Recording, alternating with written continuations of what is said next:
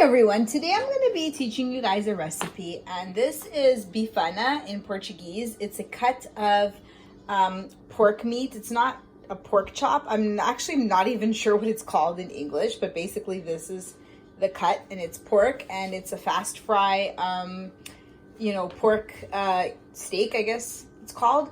So I'm going to be teaching you guys how to make this Portuguese style.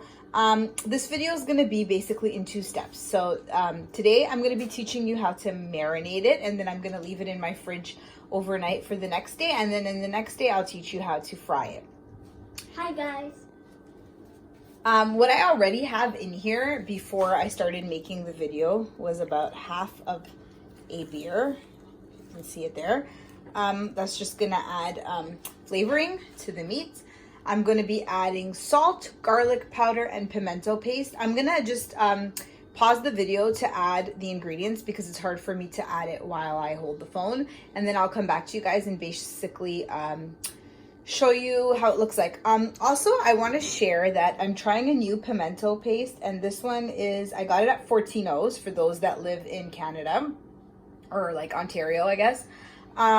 And this is, I usually use the Borges brand, so this is a different brand, and it's called Taste of Portugal Pimenta Moída Doce Crushed, Sweet Crushed Peppers. So I thought I would give this a try because it's brand new, first time that I'm seeing this at the grocery store, and it looks good. It looks a little better than the brand. It looks a little thicker. So, all right, let's get right into it, and we'll be right back. Okay, so I basically already added about, I'm going to say 2 teaspoons of salt to like a tablespoon or so of salt. I do everything by eye. I don't actually use measurements, so it's kind of hard to say exactly how much. And then I've added about, let's say, 2 tablespoons of garlic powder. Now I'm going to be adding that pimentel paste. Don't mind my little one talking away in the background. This one is very thick consistency. Looks really good. It actually looks better than the one that I usually use. So what this is, for anybody that doesn't know, it's basically crushed red pepper with like salt in it. So if you're going to be using this, don't use too much salt. So I'm going to be adding a good helping of this because this adds so much flavor to the meat. So I'm going to say like what I added, 3 tablespoons. And then guys, so the next step is, of course, you have to have really clean hands because you need to get your hands in it. And you need to, like, massage all of this into your meat and the beer and everything together. And this needs to sit in your fridge, if you're not going to keep it overnight, at least for an hour or 2. So I'm going to use both of my hands and really get this nice and evened out, and then I'll come back and show you guys, and then we'll put it in the fridge and it'll be ready for the next day. All right, so once you've mixed everything up, this is what it should look like. And just like I said, just cover it sealed nice and tightly. Keep it in your fridge for at least 2 hours to a whole night.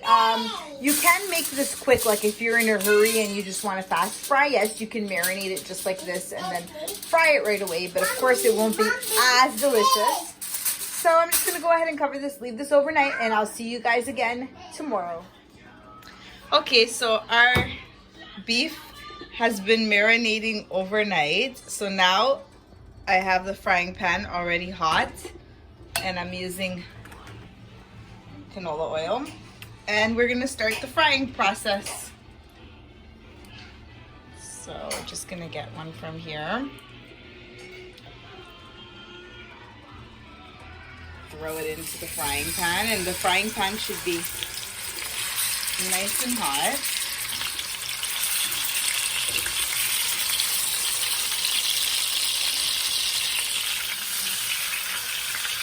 And put as many as you can in there, because if you fill up the pan, it's better. The oil doesn't sprinkle everywhere else.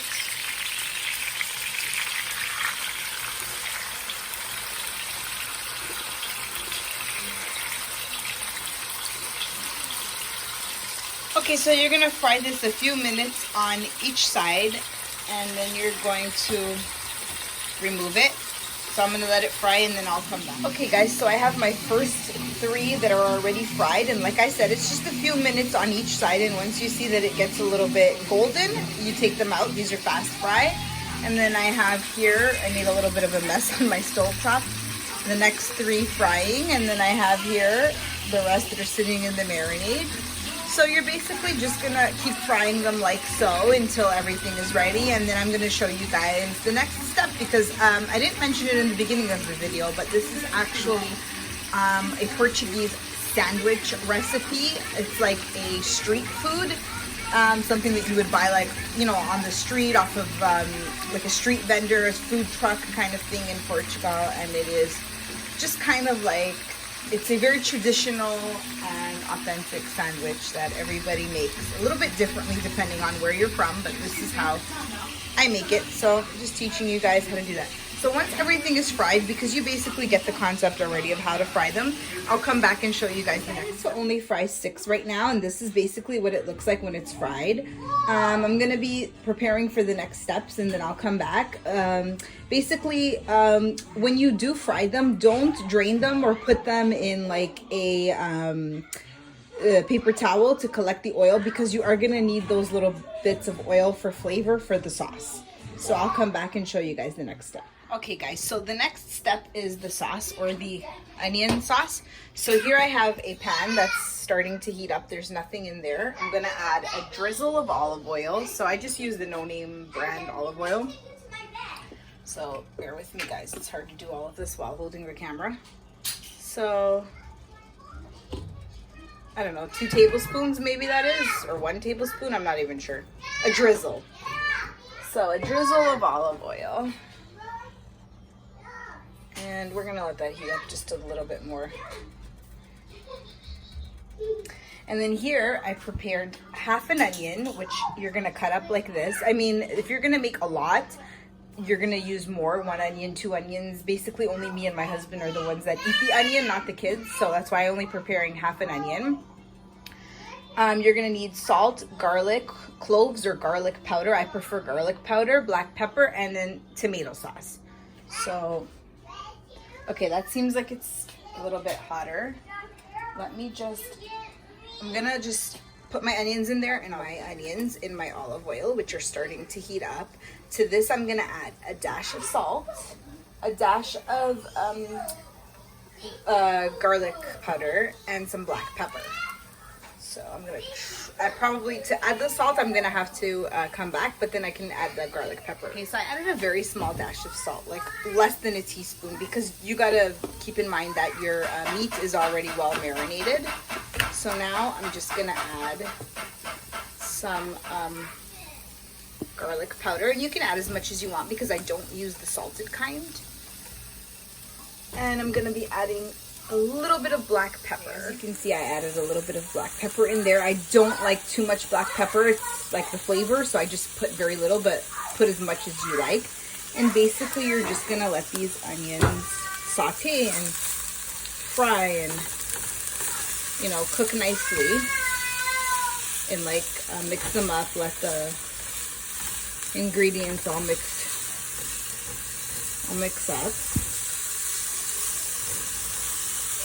And so let me do this, and then once it's ready for the next step, I'll come back. See that the onions are starting to soften, and you can start adding your tomato sauce. I like to use this kind rather than the tomato paste, because it's not as strong, and it's basically just tomato. There's no salt, there's no seasoning, there's nothing in here. So just add about a tablespoon or 2 to that, maybe just 1.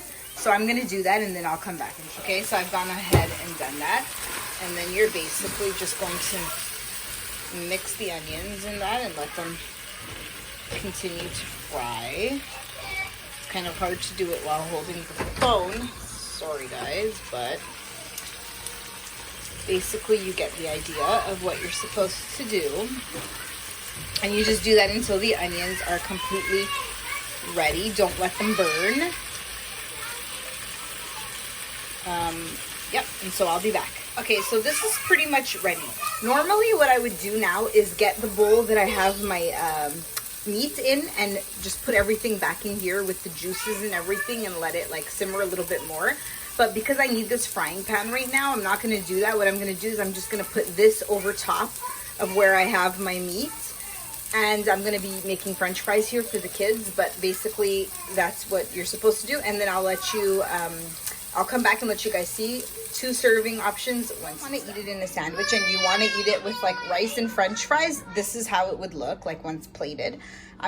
We're gonna be eating it as a sandwich, but with the kids, they'll be having it with fries. So they basically, this is how, you know, your plate would look if you're gonna eat it with like rice and fries. Okay, so this is what it looks like when it's in the bread. And then you just like that. And that's how it is as a sandwich. Fries for my girls because they're gonna eat it with fries. And basically the type of bread that we use for this is the Portuguese bread. And you can buy it at any Portuguese bakery, which if you live in Toronto or maybe even Ontario, there's like so many bakeries everywhere. I'm gonna show you guys the name of the bakery and the type of bread. The bakery is called Caldin's Bakery and they have them all over Toronto. There's a lot of them. Just Google where your nearest one is and then that's where you can get the Portuguese bread, and that is the type of bread that we eat with this sandwich. So this is my sandwich now and this is what it looks like inside, and that's it basically. If you like these kind of videos, please thumbs up and subscribe.